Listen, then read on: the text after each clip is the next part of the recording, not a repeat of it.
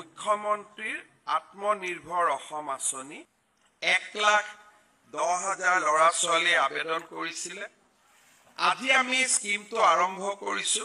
1,10,000 ল'ৰা ছোৱালীৰ ভিতৰত 1,00,000 ল'ৰা ছোৱালী মুখ্যমন্ত্ৰীৰ আত্মনিৰ্ভৰ অসমত এইবাৰ আমি জড়িত কৰিব খুজিছো।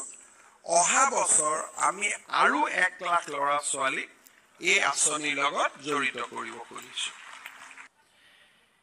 এতিয়া বহুত সময়ত বিশেষকৈ যোৱাবাৰ আমাৰ এটা অভিজ্ঞতা হৈছিলে যে টকা যেতিয়া আমি দিওঁ উইদাউট ট্ৰেইনিং আৰু উইদাউট মেন্টৰিং সাধাৰণতে টকাৰ অপব্যৱহাৰ হয়। এইবাৰ আমি প্ৰতি 100 জন ল'ৰাৰ বিপৰীতে we are going to appoint a mentor. স্বাভাৱিকভাৱে যেতিয়া উদ্যোগীৰ বাবে এটা ইকোসিস্টেম নিৰ্মাণ কৰা হয় উদ্যোগীসকল আকৰ্ষিত হয়। আমি নবীনতম উদ্যোগীসকলক আকৰ্ষণ কৰাৰ বাবে আমি ৰাজ্যত মুখ্যমন্ত্ৰীৰ আত্মনিৰ্ভৰ অসম আঁচনি আৰম্ভ কৰিছিলোঁ। এই আত্মনিৰ্ভৰ অসম আঁচনিৰ অধীনত আমি বিভিন্ন উদ্যোগী প্ৰফেশ্যনেল যিসকলে ডিগ্ৰী পাছ কৰিছে, কৃষিত স্নাতক হৈছে, পশুপালনত স্নাতক হৈছে, মীন স্নাতক হৈছে, MBBS পাছ কৰিছে, BDS পাছ কৰিছে, এই যুৱকসকলৰ বাবে আমি এটা চৰকাৰৰ পৰা এখন আঁচনি হাতত লৈছিলোঁ। সেইটো হৈছে সুদমুক্ত চৰকাৰী ঋণ আৰু অনুদান। এই আঁচনিৰ অধীনত এজন প্ৰফেশ্যনেল ডিগ্ৰী থকা যুৱকক ৰাজ্য চৰকাৰে up to 5 lakh rupees 5 lakh টকালৈকে আমি তেওঁলোকক এটা গ্ৰান্ট দিম। তাৰে 2.5 লাখ টকা চৰকাৰক উভতাই দিব লাগিব আৰু 2.5 লাখ টকা ৰাজ সাহায্য হ'ব। আৰু 2.5 লাখ টকা আমাক যি উভতাই দিব লাগিব that will be returned without interest and after a moratorium period of 5 years. অৰ্থাৎ মই আজি 5 লাখ টকা পালো, প্ৰথম কিস্তিত আমি 2.5 লাখ টকা লাভ কৰিলো। 2.5 লাখ টকাৰ ইউটিলাইজেশ্যনৰ পিছত আমি আৰু 2.5 লাখ টকা পাম। 2.5 লাখ টকা উভতাই দিব নালাগে। 2.5 লাখ টকা আমি উভতাই দিম without interest after 5 years of moratorium.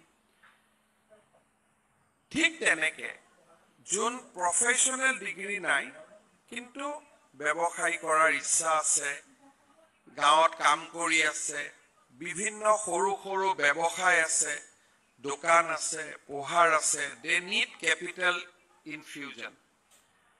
এই কেপিটেল ইনফিউজনৰ কাৰণে তেখেতসকলক আমি 2 লাখ টকাৰ এটা পেকেজ আমি নিৰ্মাণ কৰিছো, আউট অফ হুইচ 1 লাখ টকা চৰকাৰক উভতাই দিব নালাগে আৰু 1 লাখ টকা after 5 years of moratorium next 5 years in equal installment ঘূৰাই দিব।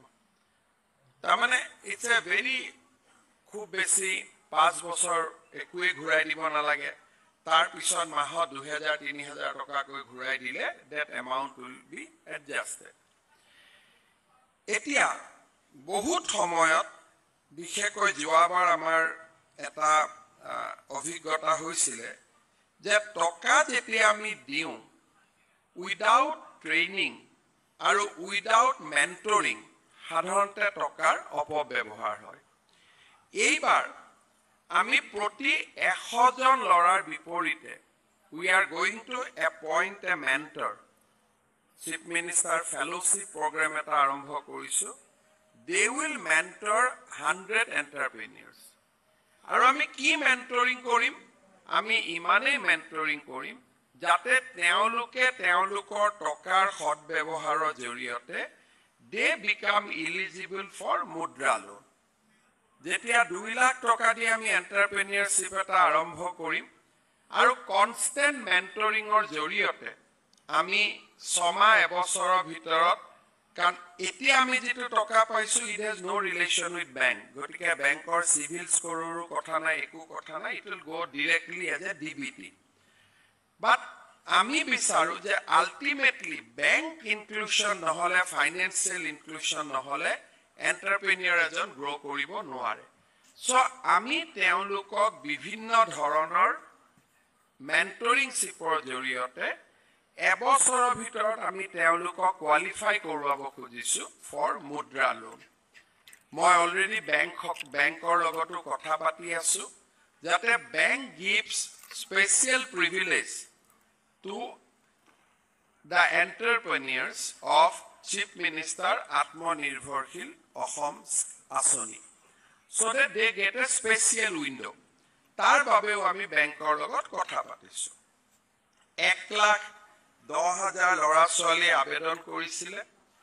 Aji ami scheme to arambho korisu jate it become a continuous scheme aru election or model code of conduct অসুবিধা নকৰে ইন্টাৰভিউ চলি থাকিব পাৰে সিলেকশন হ'ব পাৰে নহলে আমি 1.5 মাহ পিছুৱাই যাব লাগিব আৰু আজি আমি অসমৰ 1,10,000 লৰা ছোৱালীৰ ভিতৰত 1,00,000 লৰা ছোৱালী মুখ্যমন্ত্ৰীৰ আত্মনিৰ্ভৰ অসমত এইবাৰ আমি জড়িত কৰিব খুজিছো অহা বছৰ আমি আৰু 1,00,000 লৰা ছোৱালী এই আঁচনিৰ লগত জড়িত কৰিব খুজিছো